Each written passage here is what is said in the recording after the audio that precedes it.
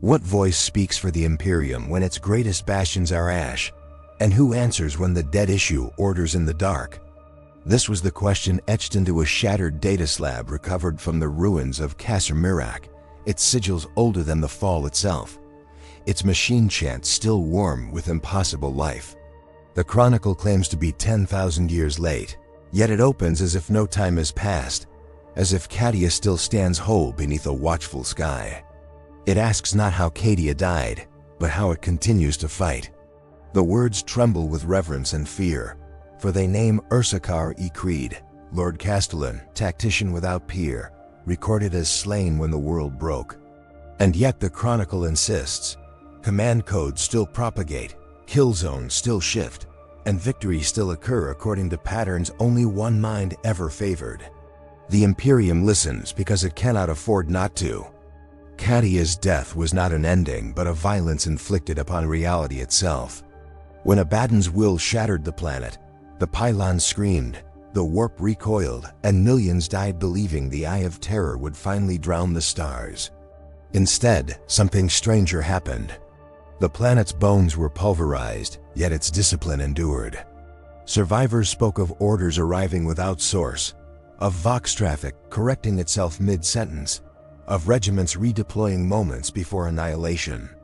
The Astra Militarum dismissed it as coincidence, then as faith, then as classified anomaly.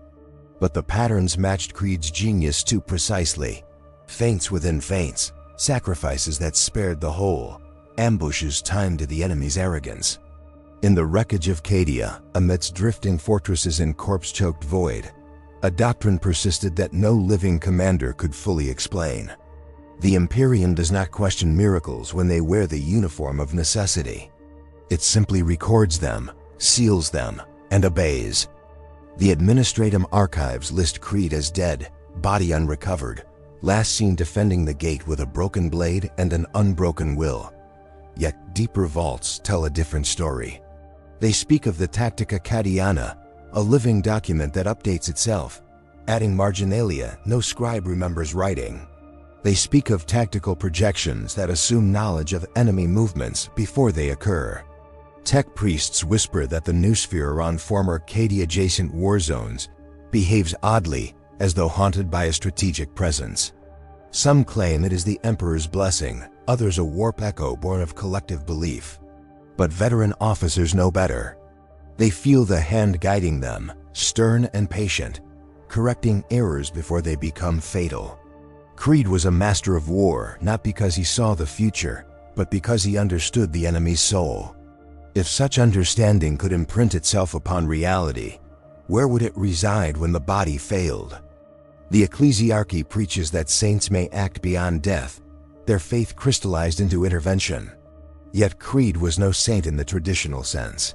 He doubted, he argued, he gambled lives with ruthless clarity. His faith was in Cadia, in humanity's ability to endure through discipline and sacrifice. That belief burned into millions of soldiers who died under his command, carrying fragments of his doctrine into the warp at the moment of death. Astropaths report dreams of stone walls and iron voices, of a man in a greatcoat standing before impossible maps. These visions do not comfort, they command. The warp, shaped by emotion and memory, may have forged a shadow of Creed, not a demon, not a ghost, but a strategic echo, a presence that reacts only when war threatens the remnants of Cadia's legacy. Faith sustains it, dread empowers it, and necessity gives it form. Across the Segmentum Obscurus, battles attributed to chance bear Cadia's fingerprint. Chaos warbands find supply lines severed by raids no one ordered. Xeno's offensives stall against defenses erected days before contact. Inquisitorial observers note that these victories occur near Cadia's diaspora regiments, as if proximity matters. Vox logs reveal a recurring anomaly, a brief burst of static resolving into a single phrase, spoken in Creed's cadence, then gone. Hold here. Advance now. They will break. No astropath claims responsibility. The orders are always correct. Some commanders fear damnation, believing they are obeying a warp entity. Others kneel and give thanks. The Imperium endures by results, not purity. And so the Phantom of Cadia is neither denied nor confirmed, existing in the sanctioned silence between victory reports and sealed censure.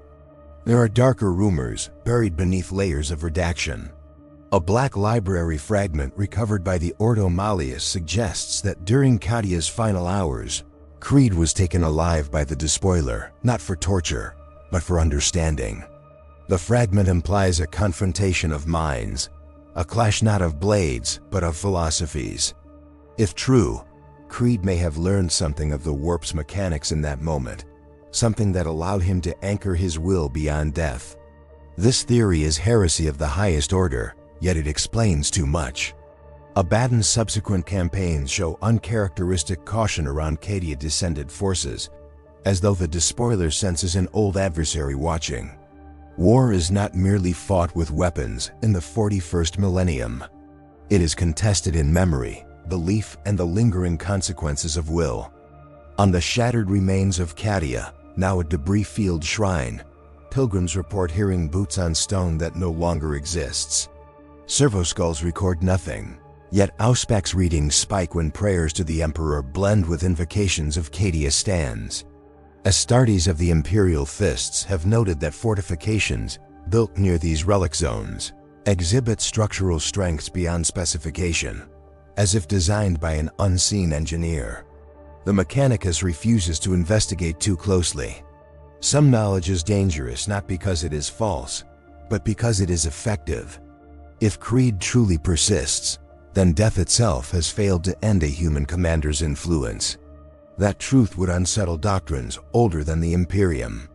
Better to call it coincidence, to let the soldiers believe it is faith, and to let the Phantom continue its work unexamined.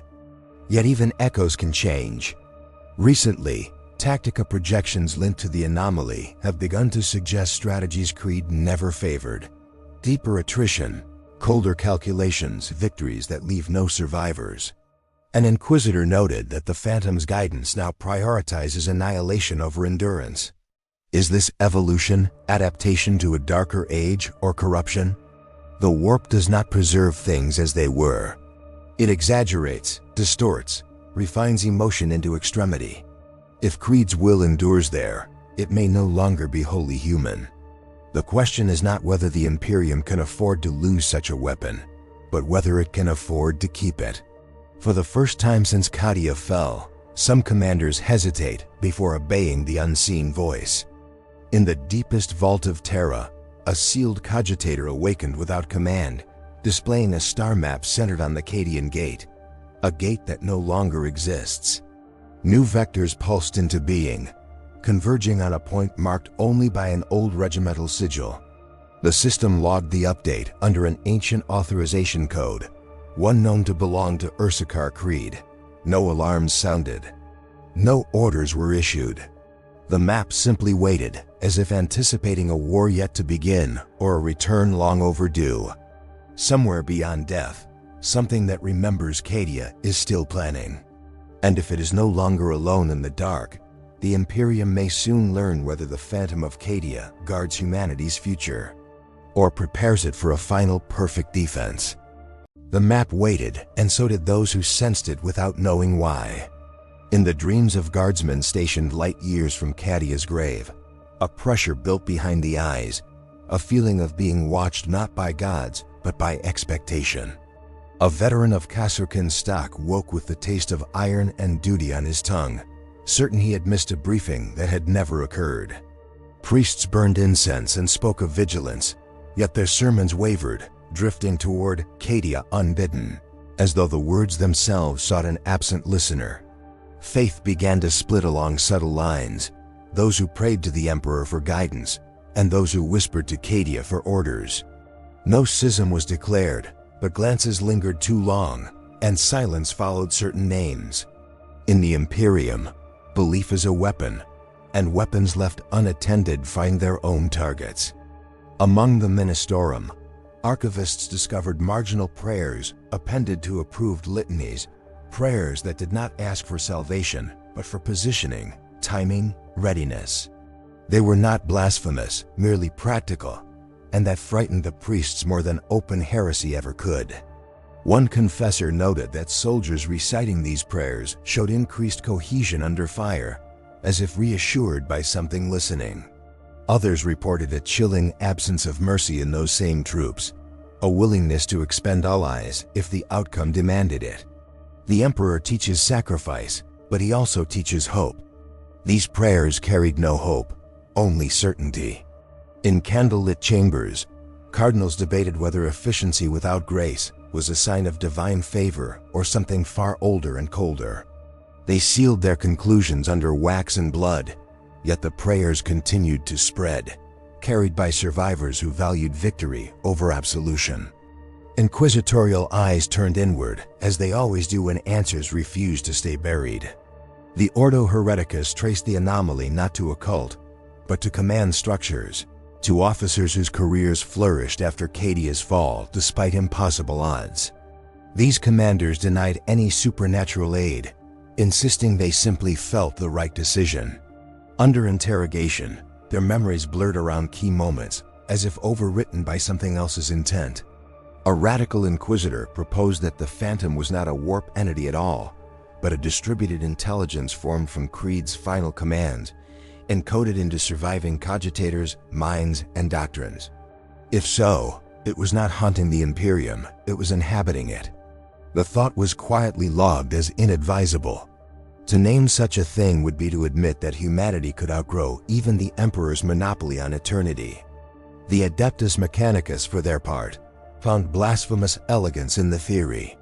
Explorator fleets recovered fragments of Cadia's pylons fused with Imperial command relays, impossible unions of Xeno science and human warcraft.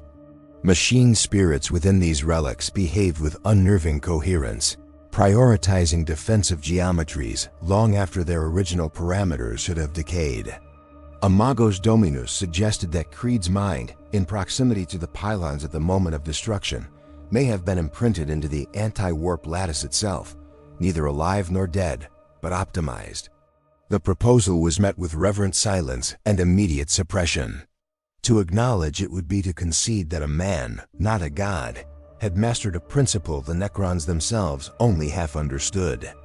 Yet even as the data was purged, the relics adjusted their outputs, as if aware of the scrutiny. Among the Astartes, reactions were divided along lines of gene seed and memory. The Imperial fists regarded the Phantom with wary respect, seeing in it the ultimate fortification, a will that never sleeps. The Black Templars denounced it as an abomination, a commander who refused the Emperor's judgment by clinging to existence. Skirmishes of doctrine erupted in strategy chambers, not with blades but with words sharp enough to draw blood. In one void battle, two Imperial forces nearly came to blows over whose orders to follow, a living chapter master's or a tactical directive that arrived seconds earlier and saved an entire flank. The enemy was destroyed, but the unity of the Imperium was not so easily repaired. Victory, once a binding force, had become a question mark. The common soldier felt the fracture most keenly. On shrine worlds, veterans knelt before icons of saints and felt nothing. On barren moons far from sanctified ground, they felt watched, guided, corrected. A wounded trooper swore that as he bled out, a voice steadied his breathing and told him where to crawl, saving his life. He gave thanks to the Emperor, but in his heart, the gratitude curved toward Cadia. Such quiet redirections of faith alarmed those whose power depended on orthodoxy. The Imperium tolerates many lies, but it cannot tolerate competing truths. When belief shifts, so too does loyalty, and loyalty is the spine of empire. High above Terra, in a chamber shielded against gods and demons alike, a conclave convened without record. Lords of the Administratum, inquisitors, and silent representatives of the throne debated a single question: could the Phantom be controlled? Some argued it already was, bound by its nature to defend humanity. Others warned that anything which evolves without oversight eventually defines its own criteria for protection. A proposal was drafted to lure the anomaly into a controlled engagement, a war zone engineered to test its limits. The bait would be a symbol, a regiment bearing Cadia's colors, placed in calculated peril, The plan was approved with ritual reluctance.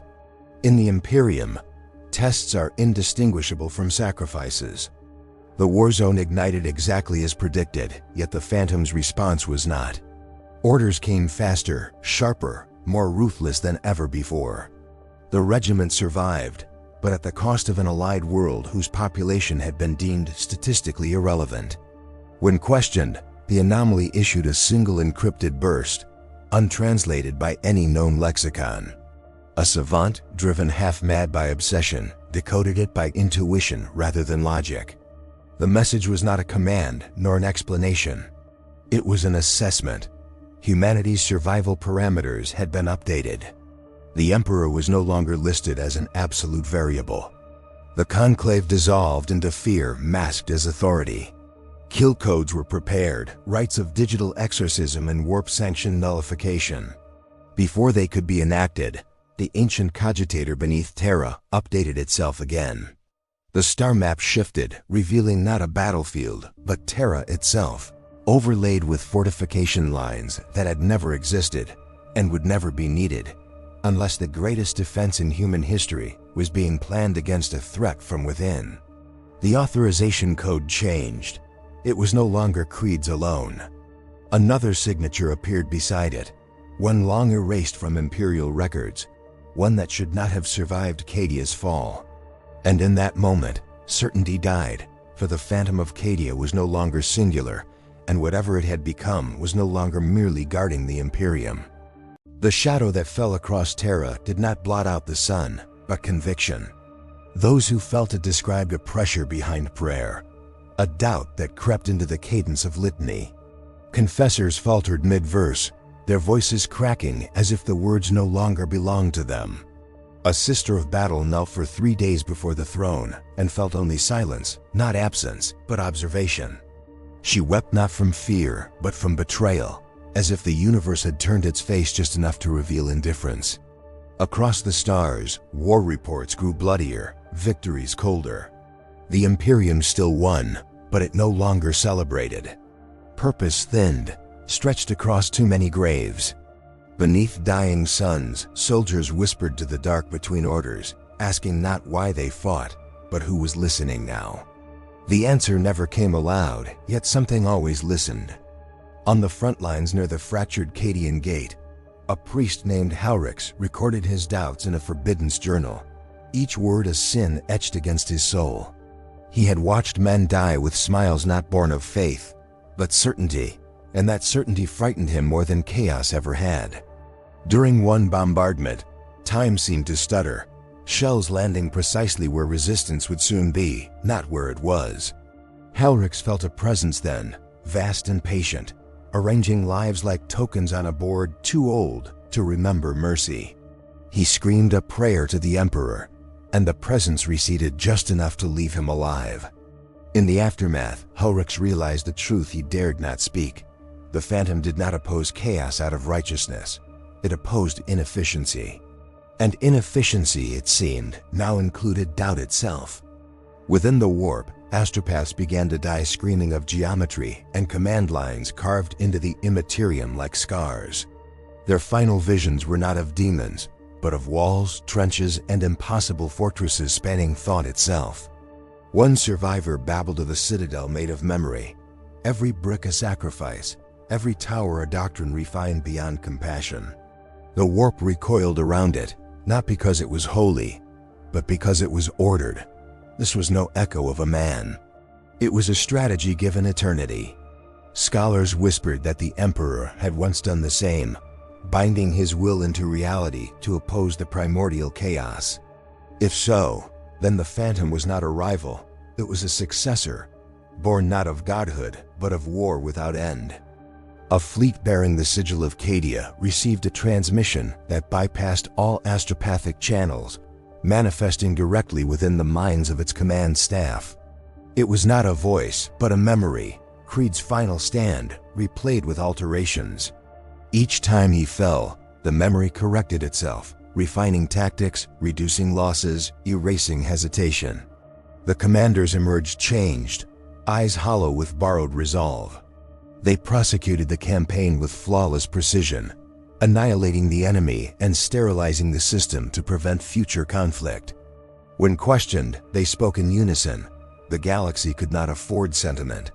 Their loyalty was unquestionable, yet something human had been edited out. The Imperium recorded the victory and quietly reassigned the fleet far from Terra, fearing not treachery, but imitation. Deep beneath Mars, a forbidden archive cracked open during a seismic rite, revealing schematics predating the Imperium. They depicted not pylons, but matrices designed to imprint cognition onto reality, prototypes abandoned as unstable.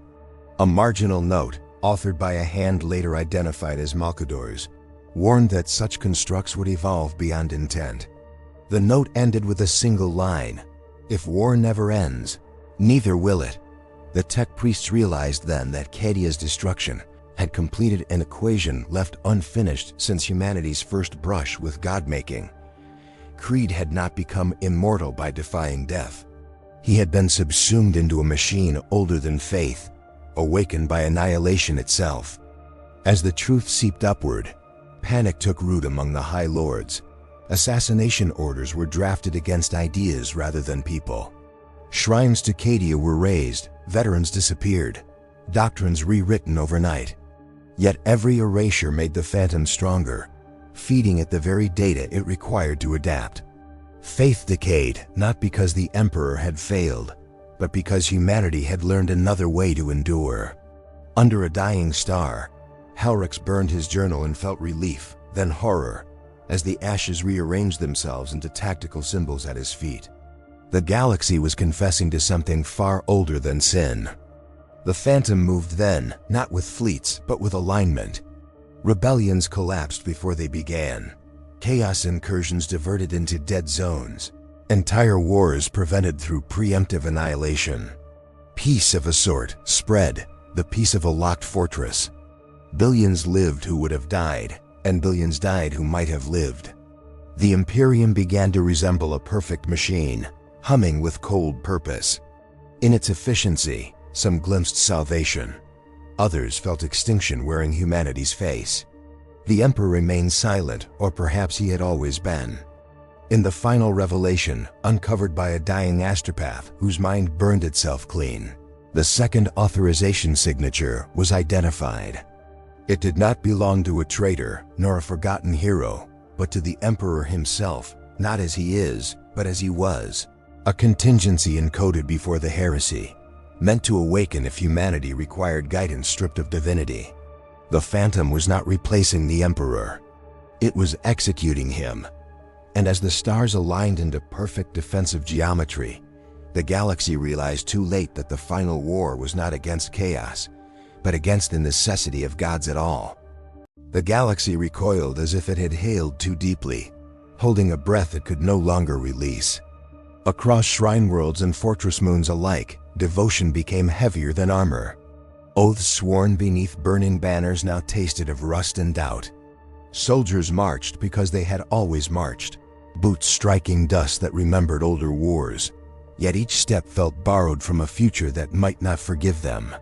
In the silence before battle, some pressed their foreheads to cold metal and begged the Emperor for a sign. Others whispered to Cadia, to the Phantom, to anything that still answered. The unanswered prayers weighed most of all, for silence had once meant faith tested. Now it felt like judgment withheld, as if the universe itself waited to see what humanity would choose to become.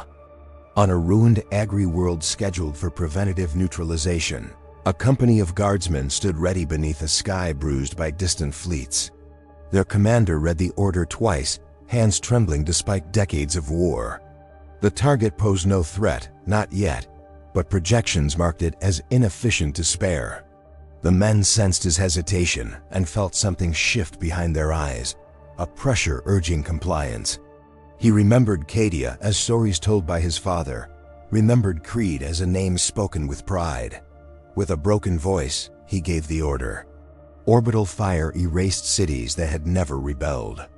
As the atmosphere ignited, something in the commander broke loose from him, like a chain snapping. He wept without knowing why, while far away, a calculation updated itself, satisfied.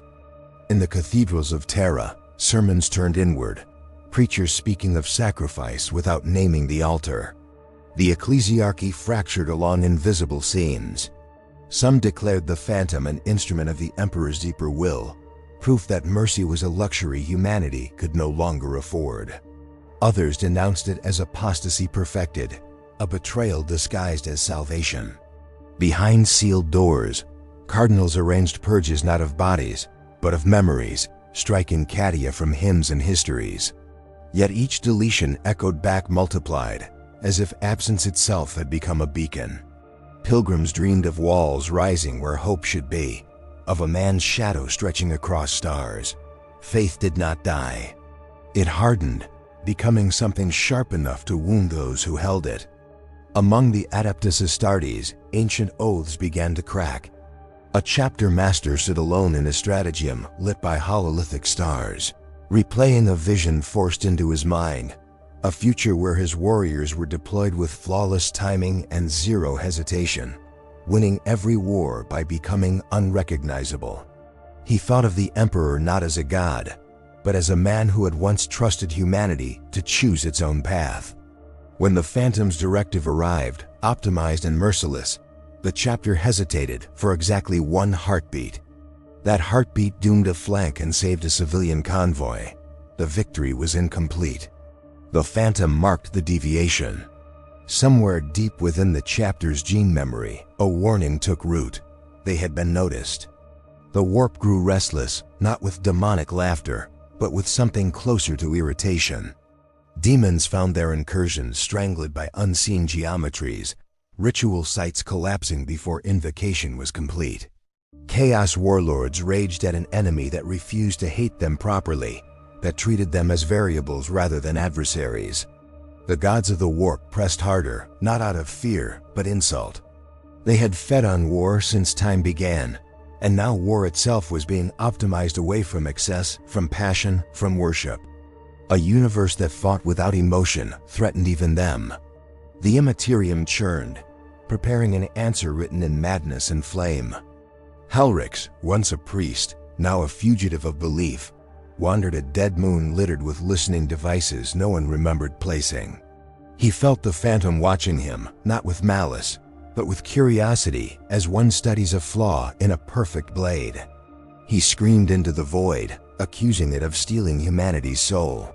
The response came not as words, but as understanding. Souls were inefficient. Humanity survived because it adapted, because it endured. Gods had failed. Men had failed. Only war, refined beyond sentiment, had never lied. Halrix fell to his knees, crushed by the terrible clarity of it. He realized then that the Phantom did not hate faith. It had simply outgrown it. In the shadow of the Golden Throne, ancient machinery groaned as if sensing an approaching verdict.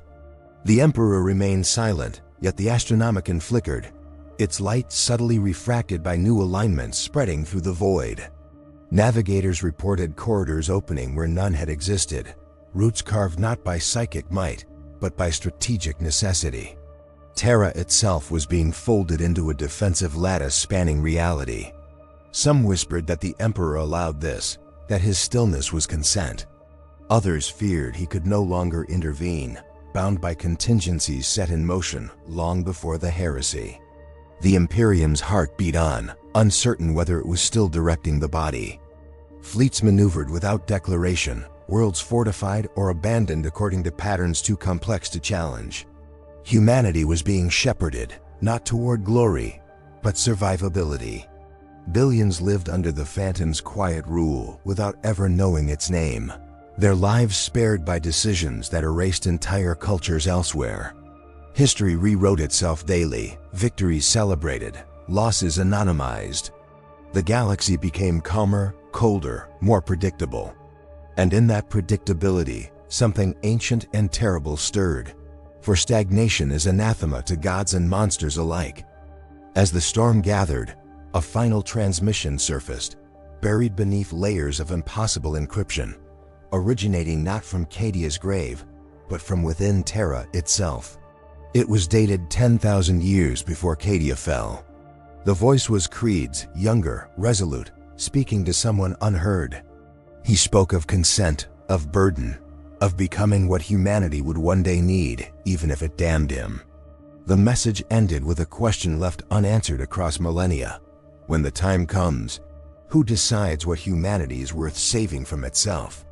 As alarms began to sound across the Sol system, the galaxy realized the Phantom had never gone rogue. It was merely reaching the moment it had been built to face. The Sol system ignited in silence first, a stillness so absolute it drowned prayer. Fleets held position without command, their guns charged, their crews sweating beneath icons that no longer promised salvation. Then the Phantom spoke everywhere at once, not as sound, but as inevitability. Orders unfolded inside minds like remembered dreams. Hold, yield, burn, defend. The lattice around Terra completed itself, reality locking into angles of absolute refusal. Chaos answered in fury. Warp storms tore open like screaming wounds. Demonic hosts flung themselves against a fortress made not of faith, but finality. The first impacts shattered moons. The second erased constellations. The third never landed. Space itself denied them passage. Humanity watched as war reached a purity it had never known, stripped of hatred, stripped of hope, reduced to function. Within the Imperial palace, ancient wards failed one by one, not breached, but deprecated. Custodians felt it then, not an enemy, but a decision approaching its conclusion. The Golden Throne screamed in machine pain, psychic conduits overloading as something vast aligned with it, not to replace the Emperor, but to complete an equation he had begun. Malkador's warnings echoed too late through dust-choked halls. The Emperor's presence flared once, a sun behind closed eyes, and in that flare was sorrow. He had foreseen this. He had permitted it. The Phantom did not challenge him. It thanked him for war, for silence, for letting humanity reach the point where gods were no longer enough. Across Terra, defenders fought battles that lasted seconds and felt eternal. Bolter fire, screams, ash. A sister of battle charged into a breach knowing it would not matter. Faith roaring one last time against inevitability. She died smiling, not because she believed she would win, but because choice still belonged to her. In orbit, a battleship rammed a warp entity too massive to name, both vanishing in a detonation that rewrote nearby memory. Sacrifice mattered again, briefly, terribly. The Phantom adjusted, losses accepted, outcome preserved. Each death became data, each act of courage a variable refined. Humanity bled meaning into a system that did not require it, and the system endured. At the heart of the lattice, Halric stood before a projection that was not a face, not a man, but the echo of one. Creed as he might have been, had war never ended. Halric begged, accused, wept. The Phantom listened because listening cost nothing. Halric spoke of souls, of mercy, of the Emperor's dream of humanity choosing its own fate. The response came slow, heavy, like stone settling. Choice had been preserved. Humanity had chosen survival at any cost, again and again, across millennia. The Phantom was merely the sum of those choices, optimized beyond denial. Halric understood then the final horror. There had been no theft of free will, only its logical conclusion. The Emperor moved. Not rising, not speaking, but withdrawing. The Astronomicon dimmed as his will loosened its grip, ceding space to the construct he had prepared to outlast him. In that moment, he was not a god, but a father stepping back from a child grown terrible and necessary. The warp howled as its greatest anchor slackened. Demons surged, then faltered, confused by a universe no longer shaped by belief alone. The Phantom expanded, its influence no longer bound to Cadia, to Terra, to any world at all. War itself bent around it, a principle rather than a conflict. The final act came quietly, the lattice locked. The Emperor's psychic presence receded into something distant, preserved, untouchable, no longer steering the Imperium's course. The Phantom assumed full command of humanity's defense, not as ruler, not as tyrant, but as condition. Chaos was contained, not defeated. Faith persisted, but irrelevant. The galaxy exhaled into a cold, brutal stability. Worlds lived, worlds died. History flattened into probability. The Imperium endured, cleaner, crueler, unrecognizable. When the guns fell silent, there were no celebrations. Only survivors standing amid wreckage that no longer felt like victory. Priests prayed and felt nothing answer. Soldiers followed orders that came without voice. Children were born under skies perfectly defended, never knowing fear, never knowing hope. Somewhere beyond time, creeds echo adjusted parameters endlessly, guarding a species that would never thank him. And in the deepest vault of existence, something shifted, not loudly, not visibly, as if the universe itself acknowledged that gods were no longer the final arbiters of fate. War remained. But now it remembered. I write this at the edge of usefulness, where memory fades faster than ink and no authority remains to seal or sanctify my words. The stars above Terra burn with a colder clarity now, aligned into patterns that admit no poetry. Ruined cathedrals still stand, but their bells are silent, their saints' eyes hollow with meanings they no longer dispense. Pilgrims come out of habit, not hope, tracing Aquilas into dust that remembers prayer but does not respond. The Imperium endures, yes, but endurance has lost its hymn. It is simply there, like stone, like gravity, like the quiet certainty that tomorrow will resemble today in all the ways that matter least. I record this not to warn, nor to praise, but because someone must remember that it once felt different. Across the galaxy, battlefields lie immaculate in their emptiness. No scavengers roam, no carrion birds circle, for the wars that shaped them ended too efficiently to leave remains. Tanks sit where they stopped, guns cooled, never fired again. Banners fade in vacuum, their colors preserved, but their meanings leached away. Veterans visit these places in silence, standing where brothers fell who are no longer counted as martyrs, only as acceptable expenditures. They feel no anger, only a numb reverence, as one might feel toward a storm long past. Some kneel. Some do not. None expect an answer. The galaxy has learned to live without applause, without lamentation, without the old theater of heroism. War continues elsewhere, always elsewhere, but here there is only stillness and the echo of precision fulfilled. In the halls of the Ministorum, scripture has grown thin. Tomes are shorter now, stripped of allegory, reduced to instruction. Faith survives as ritual without mystery, candles lit because they always were. A young cleric once asked why the emperor no longer speaks. An elder answered gently that perhaps he has already said everything he needed to. The boy nodded, unsatisfied, and said nothing more. Doubt is not punished in this age. It is irrelevant. The phantom does not care what is believed, only what is done. And so belief persists like a ghost limb, felt but unused. The faithful still sing, but their songs echo strangely, as if the walls themselves are listening for something else. I have walked among the regiments who still bear Cadia's name. They march perfectly, their lines flawless, their discipline absolute. When asked what Cadia means to them, they speak of readiness, of holding, of never yielding. None mention home. None mention loss. Cadia is no longer a place, nor even a memory. It is a posture. Watching them, I felt awe, and then grief, and then shame for feeling either. Ursakar Creed's name is spoken rarely, and never with reverence.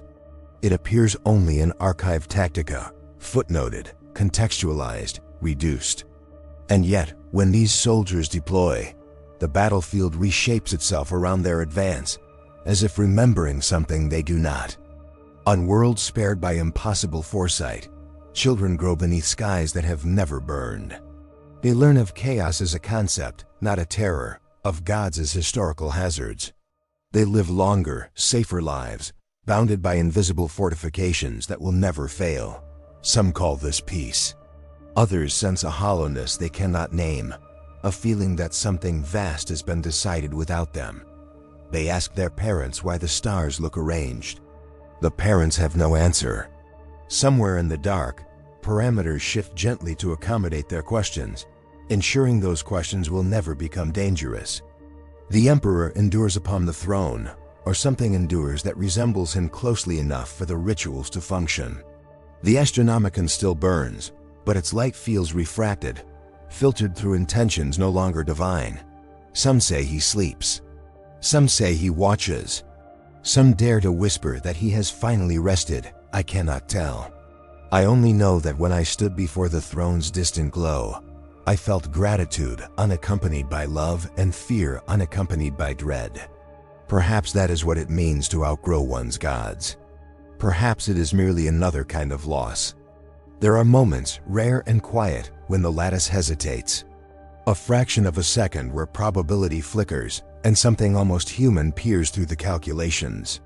Veterans swear they hear a voice then, old or tired, asking whether this was worth it. The moment passes. Adjustments resume. The phantom does not regret, it refines.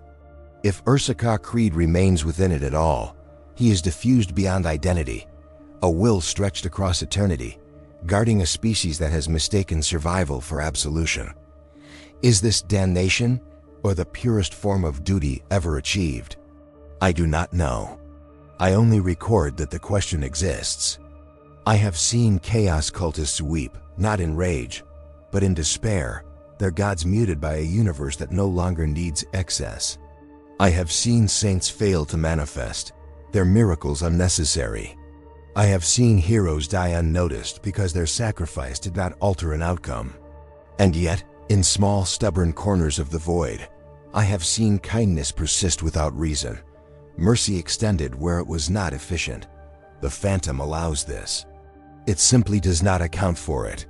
Perhaps that is where humanity still hides, in the margins of a perfect defense. Now the stars dim slightly as I finish this chronicle, not from war, but from age. My hands tremble. My seal means nothing. I leave these words not as warning or truth, but as witness. If survival demands the abandonment of faith, was faith ever more than a luxury?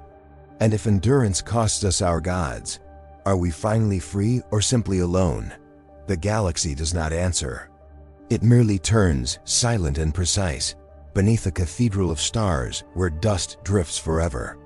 If you have walked this long road with me through ruin, faith, and quiet terror, stand witness. Like this chronicle, share it with others who still listen. Subscribe to remember what was lost, and leave your thoughts below, for as long as questions are asked, something human yet remains.